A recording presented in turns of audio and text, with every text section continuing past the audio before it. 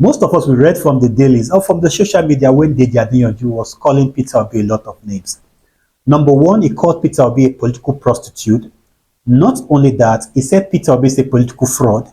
Not only that, he said Peter Obi is the leader of the mob groups in Nigeria. Not only that, he said Peter Obi is an anarchist.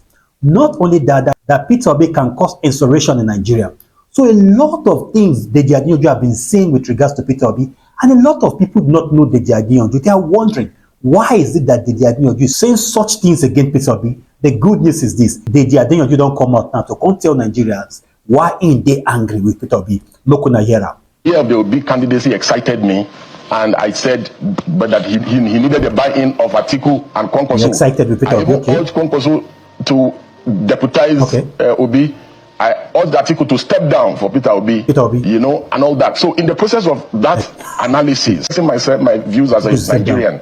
So then Peter Obi all of a sudden started trying to reach out to me to meet me.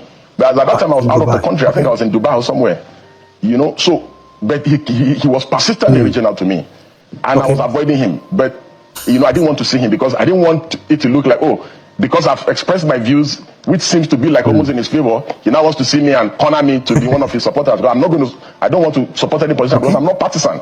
I didn't want to join his bandwagon, but I was excited by the idea of Peter Obi because, of course, Southeast have not produced a president in a very long time, except after post-independence anyway. So I was excited. One of his aide, a journalist, reached out to me. So we subsequently met. And I said, yes. He first recommended me for some of my views and all that, and said that it would be exciting to work together. I said, I'm not working with anybody. But I now made some observations about the things that he has been accused of doing in the past. Corruption. Sarah reporter reported a story where his staff was caught with money. He tried to explain it, but I was not satisfied. Then I also raised the issue about these issues of him using state resources in Anambra to invest in his family business. His explanation to me in his defense was that he had resigned from the company before he became a governor. I was flabbergasted. I couldn't just wait to get up to leave the place. I'm like, how can a man that wants to be president of Nigeria not see the clear abuse?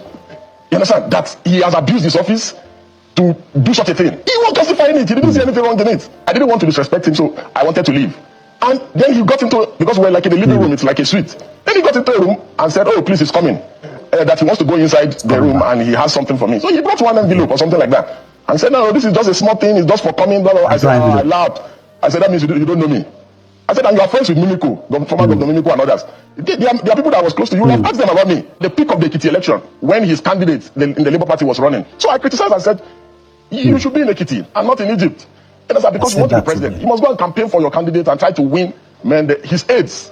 Some of these young boys that are around him started insulting me, that the reason why I'm criticizing him now is because that I was saying that he was okay, he was good. That the reason why I'm criticizing him now is that I brought a proposal to him and I demanded, is it 200 million or something? And that he told me, I said, me?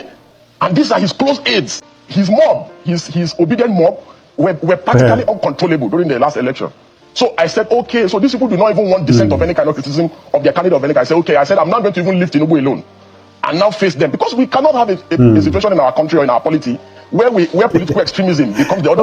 Mr. Deji Adeyanju, Barrister Deji Adeyanju, I understand and I share in your sentiment.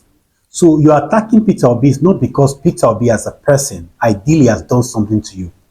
So you are trying to say in a nutshell that because of the followers of Peter Obi, who you claim to be toxic, they are the ones who have actually engineered you to begin to attack Peter Obi. That you care less about what Tinubu is doing, even though it's damaging Nigeria's economy. You care less about that. You are bothered about Peter Obi, who intends to be the president of Nigeria should he emerge, even in the primaries, to represent his party. Look at Deji Adeyanju, in as much as I love you, I follow you, I listen to you every time, I think you don't have points here.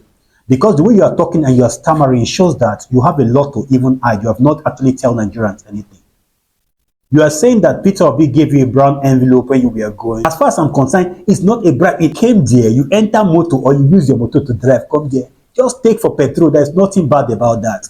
It's called honorarium. You know him. So you know about it. That you are not taking does not mean that he bribed you. After all, he did not force you. He did not ask you to bring your bank account, to send money to your bank account. So for me, that is not really making sense. In as much as, to a greater extent, you have your point, but we must be discreet in the use of words. You are a legal practitioner, but a lot of people are calling you Temo lawyer. I don't know why they are calling you Temo lawyer. A lot of people are calling you social media lawyer. I don't know why. They said the more reason why VDM terminate your contract with him is because you are inconsistent. But what you are trying to say in relation to Peter Obi, I think is beginning to align with the vision and idea of Nigerians.